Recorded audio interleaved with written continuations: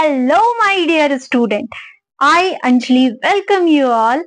आज के इस वीडियो में तो आज हम लोग क्या करने जा रहे हैं, we are going to solve the questions of your chapter 15 of class 11th biology, that is body fluids and circulation. और इससे मैंने पार्ट थर्ड यानी कि इससे पहले आपका पार्ट 1 और पार्ट 2 बन चुका है and it has been shared. Part third है ये, ठीक है। तो इसके मतलब और इस टॉपिक में इस वीडियो में we will cover the topic starting from your electrocardiogram, ठीक है। ईसीजी से हम लोग स्टार्ट करेंगे and then after we move further to the end of this chapter.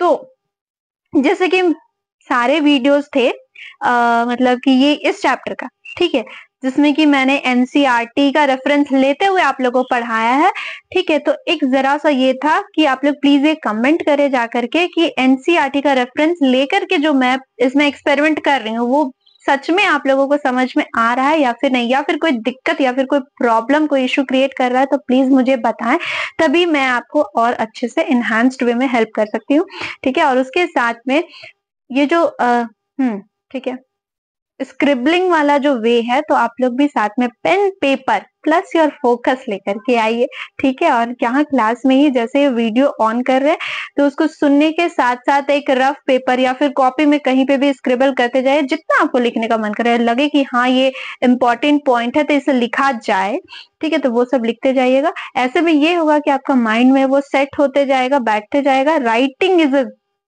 The best way, the best traditional way कि जिसमें आपको हर चीजें दिमाग में बैठ जाए, ठीक है। तो ये पार्ट थर्ड है आपका। पार्ट थर्ड में we are going to start the electrocardiogram, okay. तो प्लीज हाथों को आराम नहीं दीजिए। सो द इलेक्ट्रोकार्डियोग्राम, इलेक्ट्रोकार्डियोग्राम, अब ये ईसी जो है, ईसीजी, ठीक है, ईसीजी जो है इसका साउंड कैसा आता है। तो देखिए, सबसे पहले तो आप लोग तो टीवी सीरियल्स के तो बड़े दीवाने हैं, टीवी सीरियल्स तो देखा ही होगा कभी ना कभी। तो देखते हैं हम लोग, जैसे कि पेशेंट कोई भी जो पड़ा रहता है बिस्तर पे, वहां पे क्या आवाज आती रहता है, पेप पेप पेप पेप पी, पिप पिप पिप पिप पी। और उसके बाद फिर पी जब आता है तो क्या होता है, वो जो वहां धड़कने दिखा रही होती इस तरीके से, ठीक है, वो चल रही थी सांसें उस समय, पिप पिप पिप पिप, ठीक है। और जैसे ये रुक गई पी तो it becomes like this straight line, ठीक है। और फिर वो पेशेंट को क्या हो जाता है, कार्डियक अरेस्ट हो जाता है, यानी कि भगवान को प्यारा हो जाता है। दिस टाइप ऑफ मशीन, इस मशीन को क्या बोलते हैं हम लोग, इलेक्ट्रोकार्डियोग्राफ बोलते हैं, ठीक है। और ये जो आपका मेजरमेंट ऊपर नीचे जा रहा था इसे कहते हैं इलेक्ट्रोकार्डियोग्राम, ठीक है। तो ये जो मशीन था उसे हम बोलेंगे इलेक्ट्रोकार्डियोग्राफ, और जो वो मेजर कर रहा था उसे बोलेंगे इलेक्ट्रोकार्डियोग्राम, यानी कि ये जो ग्राफ आपका up down up down up down जा रहा था इसे हम बोलेंगे इलेक्ट्रोकार्डियोग्राम, ठीक है। तो यहाँ आप देखिए, हम लोग नीचे पढ़ते हैं, electrocardiogram is a graphical representation of the electrical activity of the heart during a cardiac cycle, यानी कि ECG आपका एक ग्राफिकल रिप्रेजेंटेशन है किसका, तो ये इलेक्ट्रिकल एक्टिविटी यानी कि हार्ट में जो इलेक्ट्रिकल एक्टिविटी सिग्नल्स जा रहा है, ठीक है, उसका साइकिल, यानी कि जो आपका कार्डियक साइकिल चल रहा है आपका हार्ट के अंदर, उसी को हम लोग बोलते हैं इलेक्ट्रिकल एक्टिविटी, ठीक है। To obtain standard ECG, standard ECG बनाने के लिए, मतलब हाँ, ये ग्राफ बनाने के लिए हमें कुछ कनेक्शंस की जरूरत होती है जो पेशेंट्स के बॉडी में हम लोग बनाते हैं, ठीक है। और वो कौन कौन से कनेक्शन, कहाँ से कनेक्शन, तो आपके ये दोनों रिस्ट, लेफ्ट रिस्ट पे, राइट रिस्ट पे, और आपका लेफ्ट एंकल में हम लोग 3 इलेक्ट्रिकल लीड्स को कनेक्ट करते हैं, वहीं यहाँ पर लिखा हुआ। और वहीं अगर स्टैंडर्ड ईसीजी नहीं चाहिए, यानी कि अगर आपको पूरा डिटेल ईसीजी चाहिए पूरा बॉडी का, तो हम लोग जो उसका चेस्ट वाला एरिया पे है, पेशेंट के चेस्ट एरिया में ढेर सारा इलेक्ट्रिकल लीड्स को कनेक्ट करते हैं, बस इतना ही है इसमें। उसके नीचे आपका आता है कि ईसीजी है, ईसीजी का ये देखिए, ये डायग्राम है आपका ईसीजी का, PQRST, ये आपका ग्राफ जा रहा है यहाँ से PQRST, ये पूरा आपका होल आपका ईसीजी को डिनोट करता है। और यहाँ पे PQRST क्या मार्क करता है, तो PQRST P आपका मार्क करता है वेंट्रिकुलर सिस्टोल, यानी कि वेंट्रिकुलर डीपोलराइजेशन, यानी कि सिस्टोल यानी कि सिकुड़न, ठीक है, सिकुड़न। वेंट्रिकल जब कॉन्ट्रैक्ट कर रहे हैं तो वो आपका मार्क करता है पी मार्क करता है, एंड देन आफ्टर यानी कि देखिए जो यहाँ पे लिखा हुआ P wave represents the electrical excitation और depolarisation of the atria, atria का sorry, which leads to the contraction of both the atria, जिसमें कि atrial systole होता है. The QRS complex represents the depolarization of ventricles, which initiates the ventricular contraction. The contraction starts shortly after Q and marks the beginning of the systole. The T wave represents the return of the ventricles from excited to normal state, that is repolarization. The end of the T wave marks the end of systole. Obviously, by counting the number of QRS complexes that occur in a given time period, one can determine the heartbeat rate of an individual.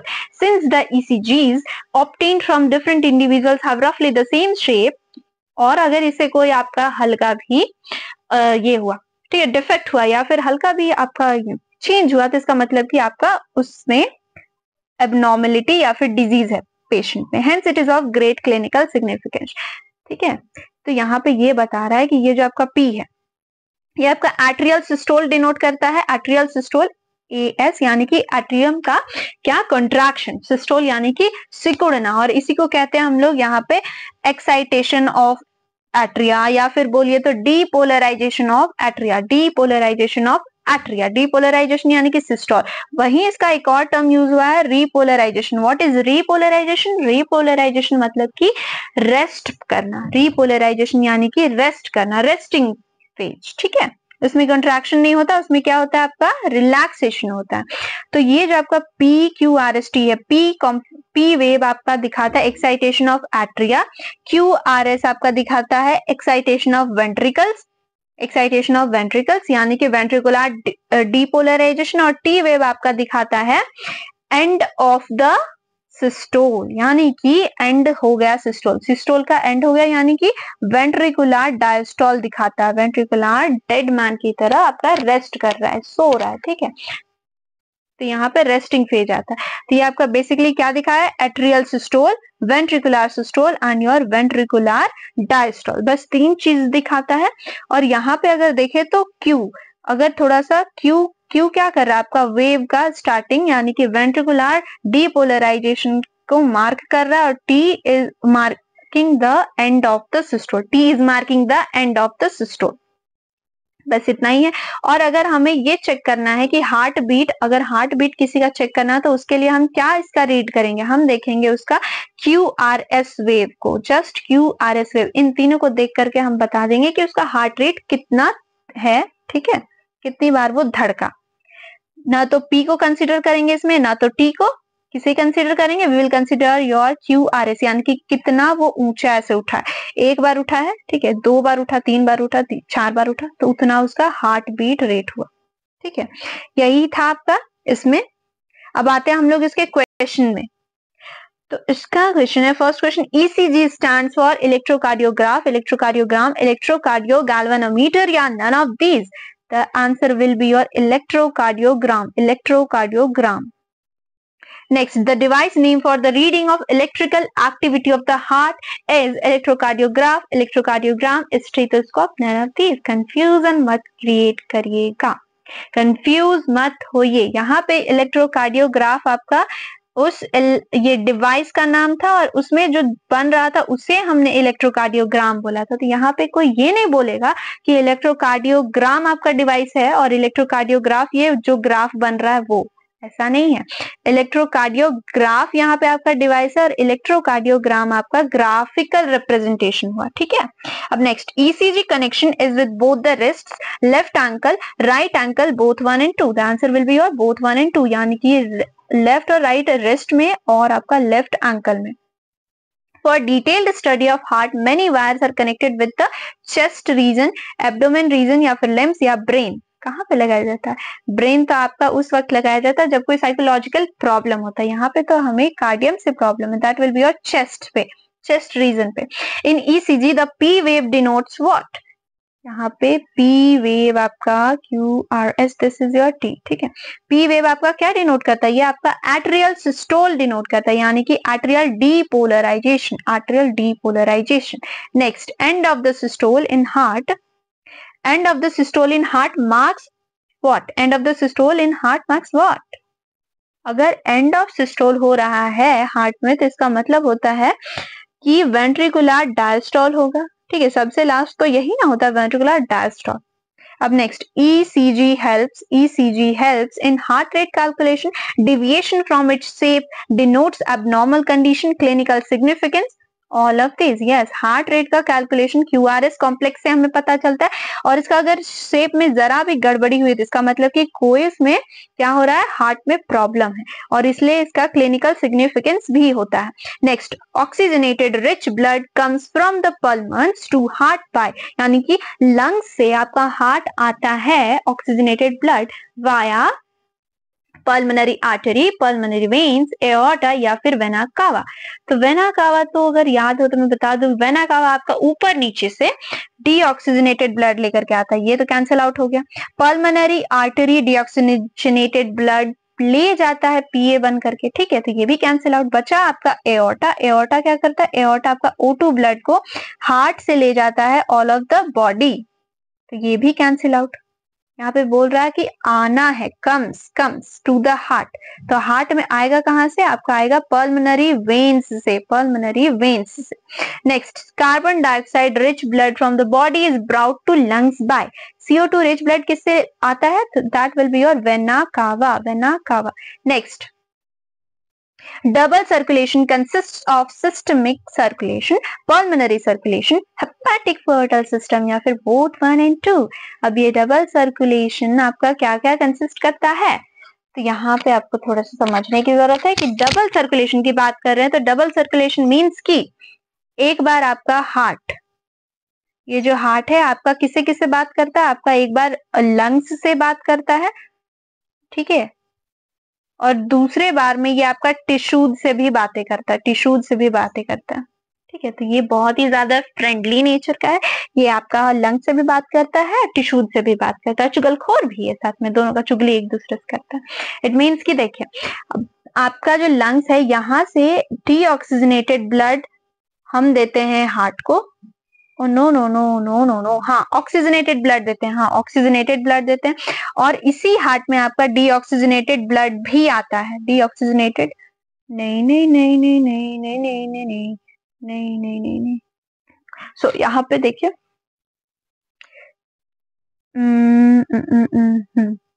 Heart, heart, ये जो lungs है वहां से आपका deoxygenated blood heart से lungs में जाता है फॉर द प्यूरिफिकेशन, ठीक है, और फिर इसी हार्ट में फिर प्यूरिफाई होकर के लंग्स से आता भी है ऑक्सीजन रिच ब्लड, ठीक है। इसी लंग्स से आपका ऑक्सीजनेटेड ब्लड प्यूरिफाई होकर के आता है, आता किससे है, तो आता है आपका पल्मोनरी वेन से, PV से, और जाता किससे है, तो जाता है आपका पल्मोनरी आर्टरी से, पल्मोनरी आर्टरी से। तो ये हो गया आपका एक सर्कुलेशन, ठीक है, एक सर्कुलेशन आना और जाना, ठीक है, लंग्स को लपेटे में लेते हुए, ठीक है, तो इसे हम लोग कहते हैं pulmonary circulation, this is known as your pulmonary circulation, क्योंकि ये पल्मन से रिलेटेड।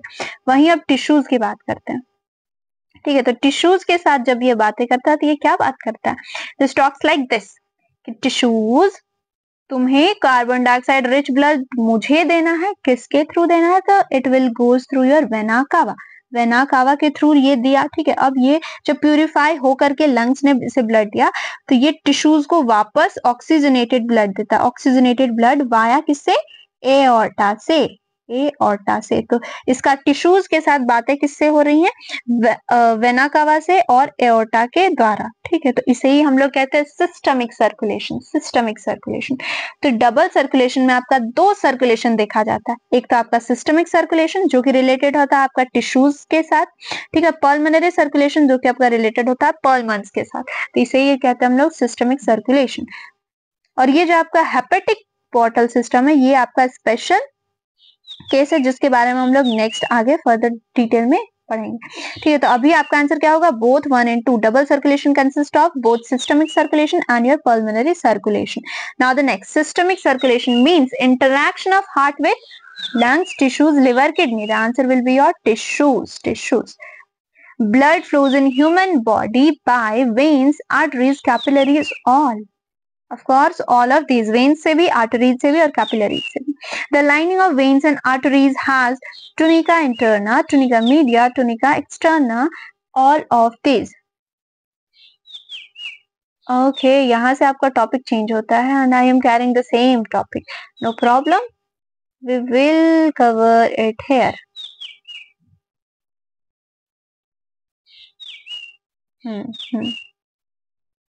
देखिए, double circulation, the blood flows strictly by a fixed route through blood vessels, the arteries and veins. Basically, each artery and vein consist of 3 layers: an inner lining of a squamous endothelium, the tunica intima, a middle layer of smooth muscles and elastic fibers, the tunica media, and an external layer of fibrous connective tissue with collagen fibers, the tunica externa. इसमें हमें ये बताया गया है कि आपका double circulation किससे किससे होता है? तो आपका blood vessels, special blood vessels के वाया होता है, और ये ब्लड वेसल्स चाहे तो आपका आर्टरीज हो सकते हैं या फिर वेन्स हो सकते हैं। ठीक है, यहाँ पे ये हमें बताया गया कि जो आपका ब्लड वेसल्स होते हैं, चाहे आर्टरीज या फिर वेन्स, इन दोनों में क्या होता है कि ये जो एक्सटर्नल, देखिए यहाँ पे डायग्राम होगा नीचे, there is your diagram. Okay, this is your vein, this is your artery. इसका जो अंदर वाला रहता है, अंदर ये जो ग्रीन ग्रीन कलर का दिख रहा है, this is your tunica interna, tunica interna, जो कि आपका बना हुआ होता है स्मूथ मसल्स का। ठीक है, और इसके जो बाहर आपका येलो वाला जो दिख रहा है, that will be your, yellow वाला portion is your tunica media, tunica media, and this tunica media is made up of your fibrous and elastic tissues, elastic, smooth and elastic tissues. Okay, smooth and elastic tissues.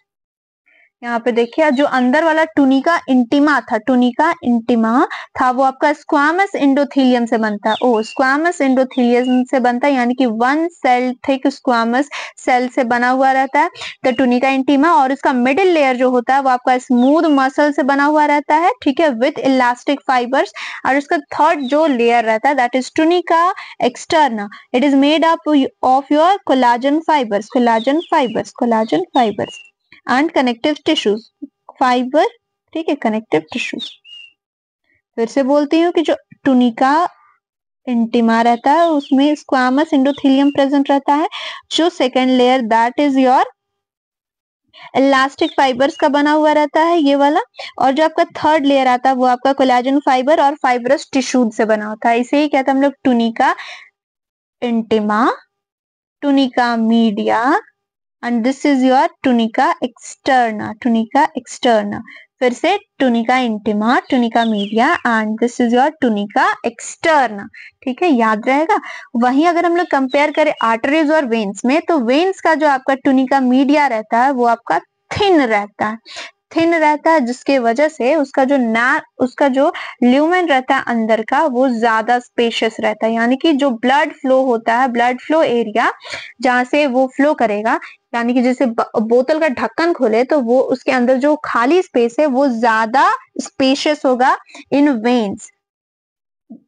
ठीक है, इन veins आपका ज्यादा spacious होगा। क्यों? क्योंकि आपका टुनिका media उसमें पतला है, टुनिका मीडिया उसका आपका पतला है। ठीक है, जैसे कि हम लोग अगर कंसिडर करें एक नॉर्मल वाटर बॉटल की, प्लास्टिक बॉटल की, ठीक है, और वहीं दूसरा कंसिडर करें टम्बलर की, जिसमें कि जैसे कि आपका मिल्टन वाला बॉटल हो गया। ठीक है, तो मिल्टन वाला बॉटल में आपका यहाँ पे क्या रहता है, एक ये रहता है इंसुलेटर दिया हुआ रहता है ताकि हीट आपका बाहर ना जा सके। तो इसके वजह से क्या हो जाता है कि इसका जो ल्यूमेन एरिया होता है, इसका ये जो पानी जहाँ पे फिल किया जाता है वो एरिया आपका कम रहता है, इतना पतला सा रहेगा। ठीक है, इतना पतला सा हो जाता है।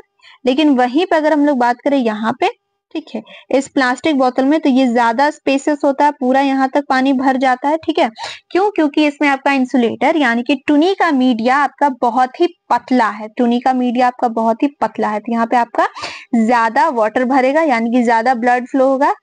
और वहीं आपका इस केस में टुनी का मीडिया आपका मोटा है, ये वाला पोर्शन, ठीक है, तो इसलिए यहाँ पे कम ब्लड फ्लो करता है। ये केस हो रहा था आपका आर्टरीज के केस में और ये था आपका वेन्स के केस में, ठीक है, अब समझे। अब विल लुक एट दिस, ठीक है, ये आपका कंप्लीट हो गया। अब as mentioned earlier, the blood pumped by the right ventricle enters the pulmonary artery, whereas the left ventricle pumps blood into the aorta. The deoxygenated blood pumped into pulmonary artery is passed on the lungs, from where the oxygenated blood is carried by the pulmonary veins into the left atrium. This pathway constitutes the pulmonary circulation. The oxygenated blood entering the aorta is carried by a network of arteries, arterioles and capillaries to the tissues, from where the deoxygenated blood is collected by a system of venules, veins and vena cava and emptied into the right atrium. This is the systemic circulation. The systemic circulation provides nutrients, oxygen and other essential substances to the tissues and takes carbon dioxide and other harmful substances away for elimination. A unique vascular connection exists between the digestive tract. अच्छा, उसे बाद में लूंगी, अभी देखते हैं यहाँ पे। अभी जो हमने समझा उसे बताती हूँ कि ये जो आपका डबल सर्कुलेशन है, ठीक है, डबल सर्कुलेशन मतलब क्या होता है, दो टाइप का सर्कुलेशन। दो टाइप का सर्कुलेशन कौन कौन सा, एक सिस्टमिक सर्कुलेशन और दूसरा आपका हो गया कौन सा, सिस्टमिक के साथ आपका पल्मोनरी सर्कुलेशन। तो पल्मोनरी सर्कुलेशन में आपका हार्ट बातचीत करता है आपका लंग्स के थ्रू, ठीक है, लंग्स से ऑक्सीजनेटेड ब्लड आता है और फिर यही हार्ट से फिर डीऑक्सीजनेटेड ब्लड लंग्स को चला जाता है, ठीक है, यही था आपका, ये हो गया पल्मोनरी सर्कुलेशन। सिस्टमिक सर्कुलेशन की बात करें तो सिस्टमिक सर्कुलेशन में आपका होता है, सिस्टमिक सर्कुलेशन में होता है कि हार्ट बातचीत करता है आपका टिश्यूज के साथ, ठीक है, और टिश्यूज से आपका डीऑक्सीजनेटेड ब्लड आता है हार्ट में, आर्ट्रियम में, ठीक है, थ्रू योर वेना कावा एंड वहां से फिर ऑक्सीजनेटेड ब्लड चला जाता है टिश्यूज में वाया योर एओर्टा, ठीक है, यहाँ हमें इतना ही देखना था। तो इसे ही हम डबल सर्कुलेशन कहते हैं कि जो हार्ट आपका बातचीत करता है एक बार टिश्यूज से और एक बार आपका पल्मन से। अब नेक्स्ट जो आता है, unique vascular connection exist between the digestive tract and liver. Digestive tract और लिवर में एक यूनिक वैस्कुलर कनेक्शन, यानी कि वहां पे भी आपका ब्लड का सर्कुलेशन कैरी ऑन होता है। वहां पे क्या होता है, तो देखिए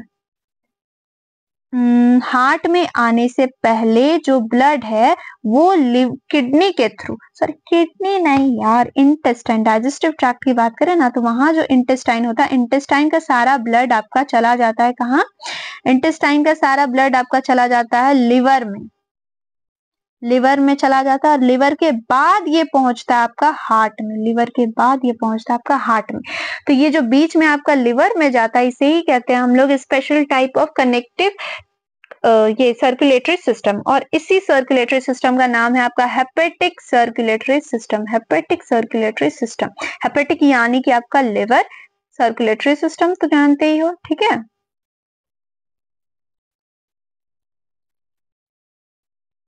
ओके, तो अब इसे हम थोड़ा सा देख लेते हैं। A unique vascular connection exists between the digestive tract. Digestive tract मतलब आपका वही intestine, that is called as hepatic portal system. The hepatic portal vein carries blood from intestine to the liver before it is delivered to the systemic circulation. A special coronary system of blood vessels is present in our body exclusively for the circulation of blood to and from the cardiac musculature. अब यहाँ पे ये जो last line बोल रहा है ये जरा सा इंपॉर्टेंट देखिए। A special coronary system of blood vessels is present in our body exclusively for the circulation of blood to and from the cardiac musculature. हमने ये तो देखा कि हार्ट आपका बातचीत कर रहा है लंग्स से, ठीक है, और फिर टिश्यूज से बातचीत कर रहा है, ठीक है, एक बार लंग से बातचीत करता है, एक बार टिश्यूज से बातचीत करता है। अच्छा, यहाँ पे सवाल ये नहीं उठता कि अगर ब्लड थक रहा है, ब्लड तो दिन रात काम कर रहा है, ब्लड थक रहा है, ब्लड का भी तो कार्बन डाइऑक्साइड, उसमें भी तो कार्बन डाइऑक्साइड फॉर्म होता होगा, उसका blood carbon dioxide rich blood heart को कौन देता है कि भाई तुम भी प्यूरिफाई हो जाओ खुद, और उसके बाद फिर खुद को भी जरा ऑक्सीजनेटेड ब्लड दे दो ताकि तुम दिन रात काम कर सको। ये काम कौन करता है, तो ये काम आपका करता है कोरोनरी कोरोनरी कोरोनरी सिस्टम, ठीक है। कोरोनरी में दो आता है, एक sinuses, coronary sinuses. Coronary sinuses आपका कार्बन डाइऑक्साइड रिच ब्लड को ले जाता है, यहाँ से बोलता है ले भाई तू पल्मन, तू इसको साफ करके दे, ठीक है। और वही कोरोनरी आर्टरीज जो हुए, कोरोनरी आर्टरीज, ये आपका ऑक्सीजनेटेड ब्लड लेकर के आता है हार्ट के पास, कहां से, पल्मन से, कि ले तू भी सांस ले ले, जरा सा तू भी ऑक्सीजन ले ले, ठीक है। तो इसमें बस इतना ही है कि कोरोनरी साइनसेस आपका हार्ट से कार्बन डाइऑक्साइड रिच ब्लड लेकर के जाते हैं अवे, ठीक है। और ऑक्सीजन रिच ब्लड लेकर के कौन आता है, तो कोरोनरी आर्टरीज, कोरोनरी आर्टरीज। ये आपका कंप्लीट हो गया। इससे रिलेटेड क्वेश्चन देखते हैं। Okay, the lining of veins and arteries has what? Tunica interna, intima, sorry, not interna, intima लिखा हुआ NCERT में, I have written it here wrong, intima, ठीक है। tunica media and tunica externa, tunica externa, तो इसका क्या होगा, all of these, यानी कि जो सबसे अंदर वाला, that is your squamous endothelium, क्या, tunica intima, then after smooth muscle layer that will be your tunica media, and then after जो आपका कोलाजन फाइबरस वाला लेयर होगा that will be your tunica externa. Next, the smooth muscles of artery is your अंदर वाला, बाहर वाला, मतलब medium वाला या फिर बाहर वाला, आंसर विल बी योर अंदर वाला, that is your tunica media, tunica media, middle layer, middle layer आपका स्मूथ मसल से होता है। tunica externa has dash fibers, क्या का fibre, myosin, actin, collagen, none, answer will be your collagen fiber, answer will be your collagen fibers. Lumen is large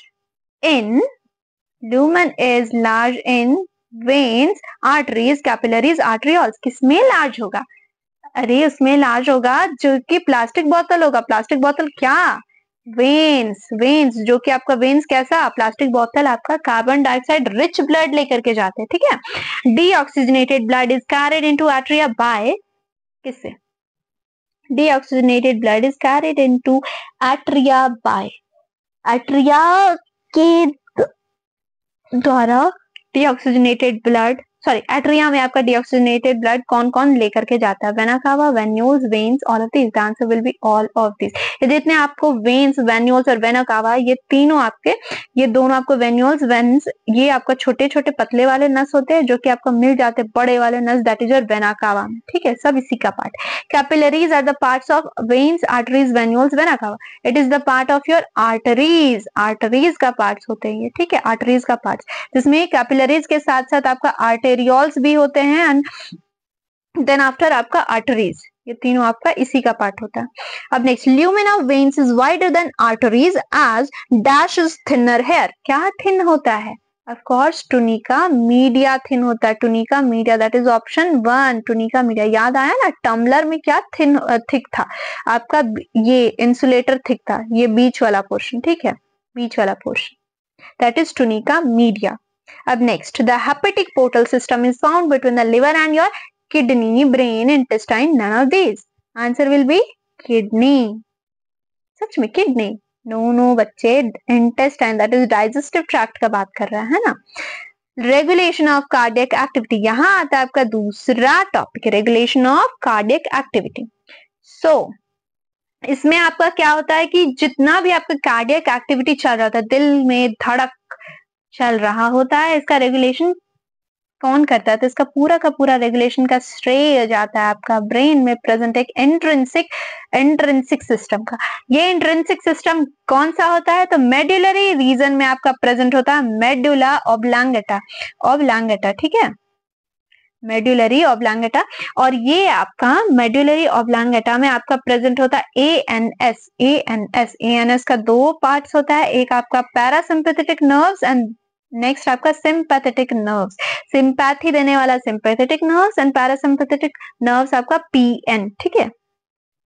ये जो PN होता है ये क्या करता है, पीएन आपका करता है, पीएन आपका करता है, ठीक है। तो ये जो आपका पीएन है ये पैरासिम्पैथिक नर्व्स आपका करता है हार्ट बीट रेट को कम, हार्ट बीट रेट को कम, और ये कम कैसे करेगा, तो जो आपका नोडल टिश्यूज से इलेक्ट्रिकल इंपल्सेस आ रहे होते हैं उसका जो कैरेज होता है उसको ले करके जाना धीमा कर देता है, ताकि आपका अगर हार्ट बीट बढ़ा हुआ है तो उसे कम किया जाए, ठीक है, हार्ट बीट को कम किया जाए। वही सिंपैथेटिक नर्व्स क्या करता है, एज फॉर सिंपैथेटिक नर्व्स ने आपका स्पीड को बढ़ा दिया, सिंपैथी दिखा दिया, यानी कि ये आपका हार्ट बीट रेट को बढ़ा देता है। और ये बढ़ाता कैसे है, by the systole of your ventricles, ventricle का स्ट्रेंथ को बढ़ा करके वेंट्रिकल में सिस्टोलिक प्रेशर हाई कर देता है कि तुम ज्यादा धड़को, और ज्यादा धड़कोगे तो ज्यादा भड़कोगे, ज्यादा भड़कोगे तो क्या होगा, हार्ट बीट रेट तुम्हारा ज्यादा होगा,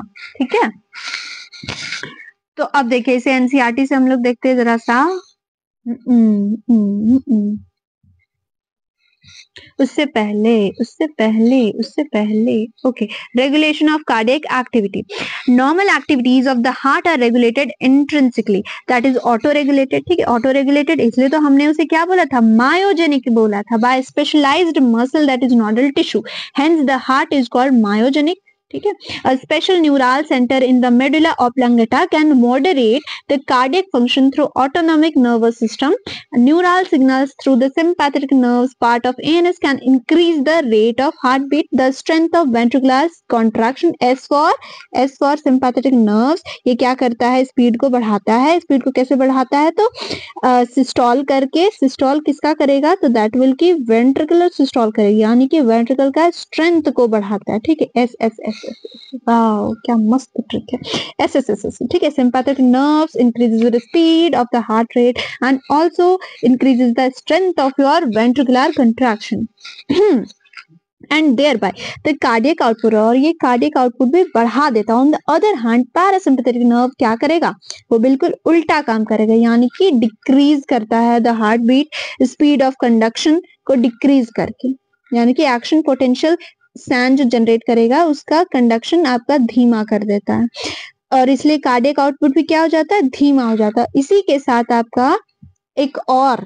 जो ऑर्गन होता है जो इन सब का ध्यान रखता है वो होता है एड्रेनल, वहां से आपका एड्रेनलिन हार्मोन्स रेगुलेट होते हैं, ठीक है, और वो भी आपका हार्ट बीटिंग रेट को ज्यादा या कम कर सकते हैं, ऑल्टर कर सकते हैं। जैसे कि देखिए किसी को देखने से आपका दिल बहुत ज्यादा धड़कता है, क्यों धड़कता है, हो सकता है कि फियर हो या फिर हल्का सा लगा हो तो वो ज्यादा धड़कने लग जाता है, ठीक है, इस तरीके से।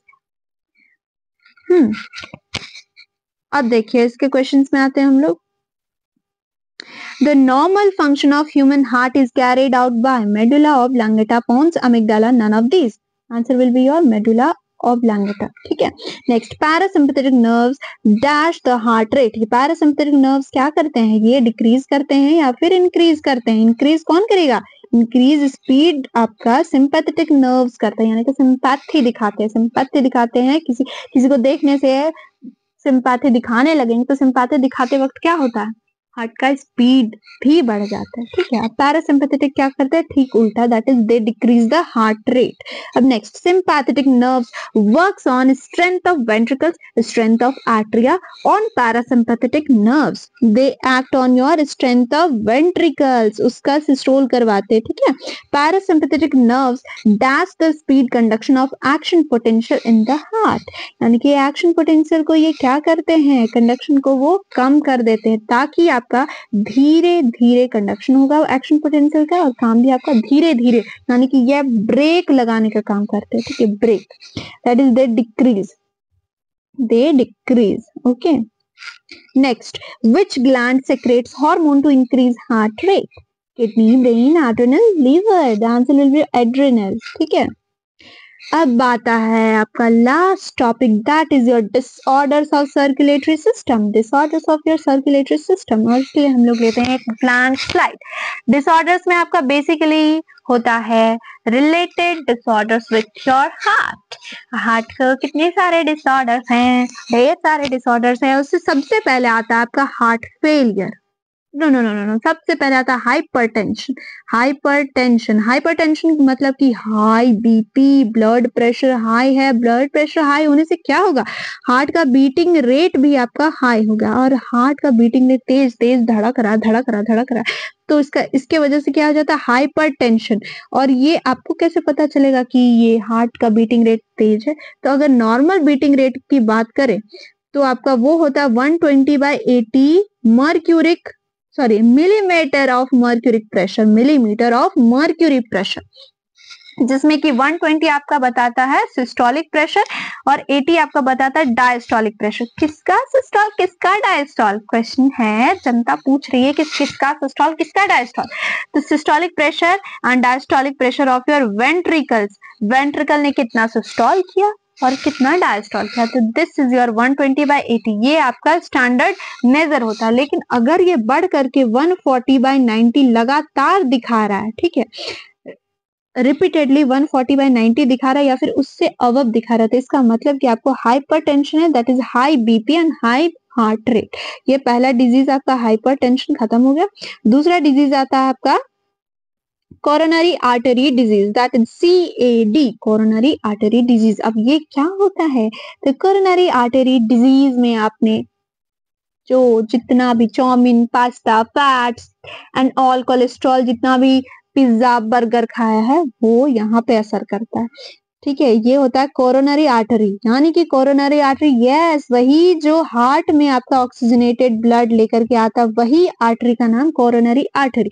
तो ये जो मेन आर्टरी था उसी में क्या हो जाता है, इसके ल्यूमेन में आपने जितना भी कोलेस्ट्रॉल खाया था, फैट्स खाया था, वो आकर के जमा हो जाता है, साथ में कुछ फाइबरस टिश्यूज भी जमा हो जाता है, और यहाँ पे कैल्शियम आयन भी आकर के एक्यूमुलेट हो जाता है। एक्यूमुलेट होने के वजह से क्या होता है, इसका ल्यूमेन नैरोवर हो जाता है, यानी कि पतला हो जाता है। पतला होने के वजह से हार्ट में आपका ऑक्सीजन का मात्रा घटने लगता है, वहां पे ऑक्सीजन अच्छे से नहीं जा पाता है, और इसके वजह से आपका कोरोनरी आर्टरी डिजीज होता है। और इसी कोरोनरी आर्टरी डिजीज का दूसरा नाम है atherosclerosis, atherosclerosis. Okay, note down आप लोग कर रहे हो ना, ओके, डोंट फॉरगेट इट।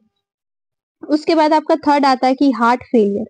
अब ये हार्ट फेलियर कब आएगा, इसी के साथ हार्ट अटैक भी आता है, ठीक है, इसी के साथ आपका कार्डियक अरेस्ट भी लिंक्ड है।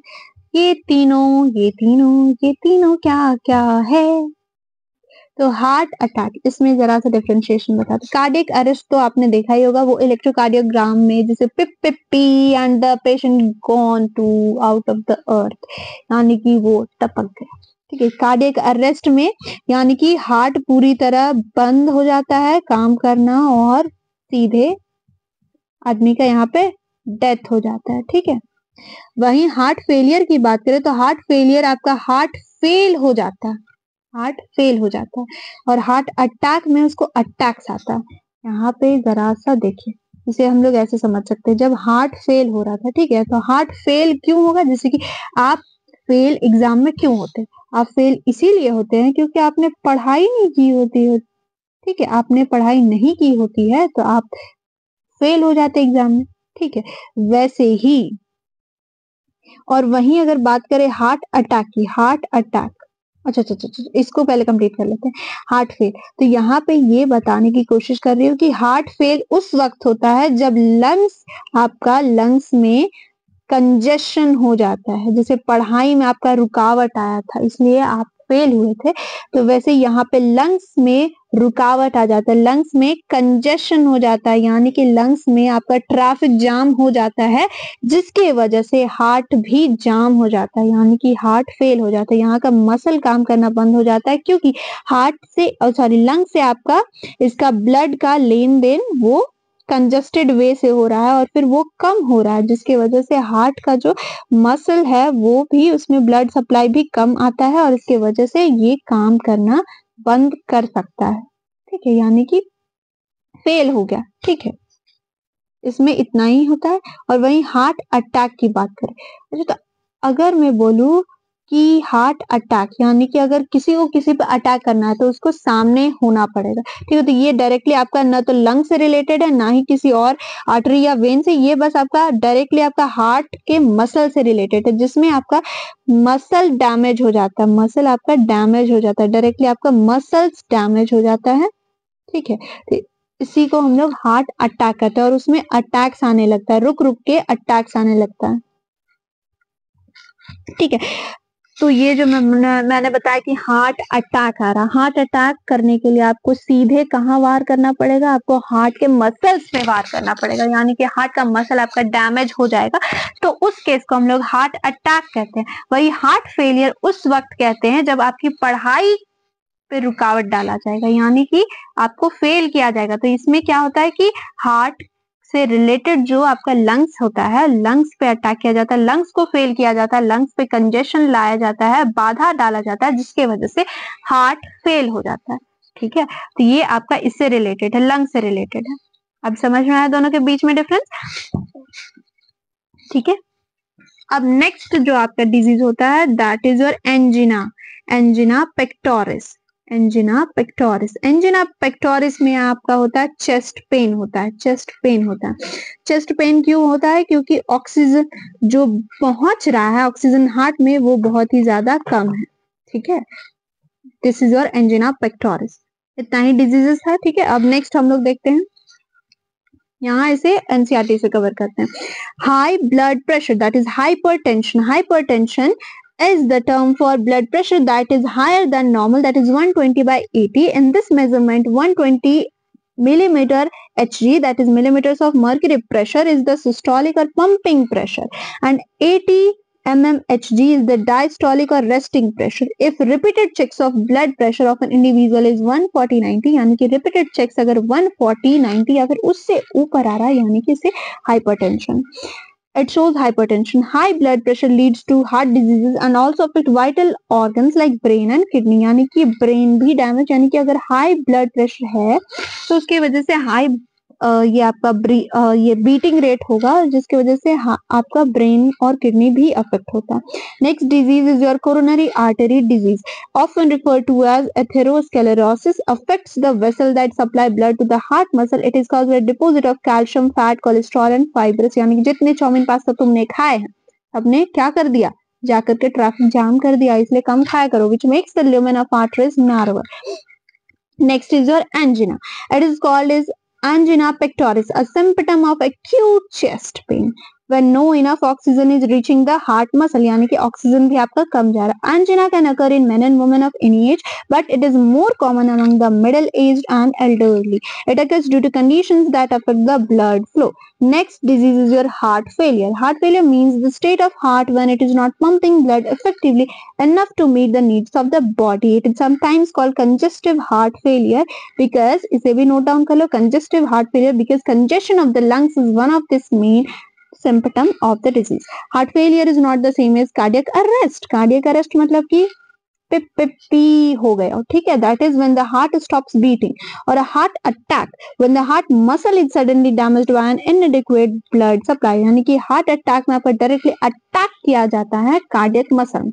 हार्ट फेलियर में क्या किया जाता है, आपका पढ़ाई पे अटैक किया जाता है, यानी कि आपके पल्मन में अटैक किया जाता है, ठीक है, यानी कि इसमें कंजेशन किया जाता है। अब देख लेते हैं जरा सा समरी, समरी में आपका ज्यादा कुछ है नहीं, यहाँ पे ज्यादा कुछ है नहीं, तो why to read this, but फिर भी एक बार आप लोग समरी पढ़ लेना, ठीक है। यहाँ पे आपका ये हो जाएगा कि जितना भी आपने रिवीजन अभी किया इसमें, ठीक है, वो आपका रिवाइज हो जाएगा। तो आते हैं हम लोग अभी क्वेश्चंस में डिसऑर्डर के। Hypertension is said to be 140/90 which indicates the systolic pressure by diastolic pressure, pumping pressure by resting pressure, atrial depolarization upon ventricular depolarization, या फिर none of these. The answer will be what? Answer will be your systolic pressure by diastolic pressure. Oh no no no no no no no no no no no no no no no no, यहाँ पे fourth option आपका हो जाना चाहिए था both 1 and 2, both 1 and 2, क्योंकि आपका both 1 and 2 आपका दोनों सही है, ठीक है। Systolic S by D and your P by R. Up next, angina pectoris causes damaging of heart muscles due to reduced oxygen supply. Yes, of course, reduced oxygen supply. Next, main symptom of heart failure is your heart fail हो गया बच्चों। किसके वजह से heart fail होता है? जब आपकी पढ़ाई पर अटैक किया जाता है, यानी कि आपके पल्मन पे अटैक किया जाता है, उसमें आपका जाम लाया जाता है, यानी कि ट्रैफिक जाम किया जाता है। That is your option 1, pulmonary congestion के वजह से। Next, CAD accumulated what? Cholesterol, fat, fibrous tissues, calcium. Fifth option is your all of these. Answer will be all of these. सारे के सारे चाउमीन पास्ता आकर के रास्ता जाम। Atherosclerosis is the another name of the disorder. What? Coronary artery disease. Yes, coronary artery disease. And the next, angina is restricted only to old age, middle age, child, both on 1 and 2. The answer will be both 1 and 2. यानी कि middle age और old age के persons में ये देखे जाते हैं. And of course, here we complete the chapter. हमारा chapter complete हो चुका है.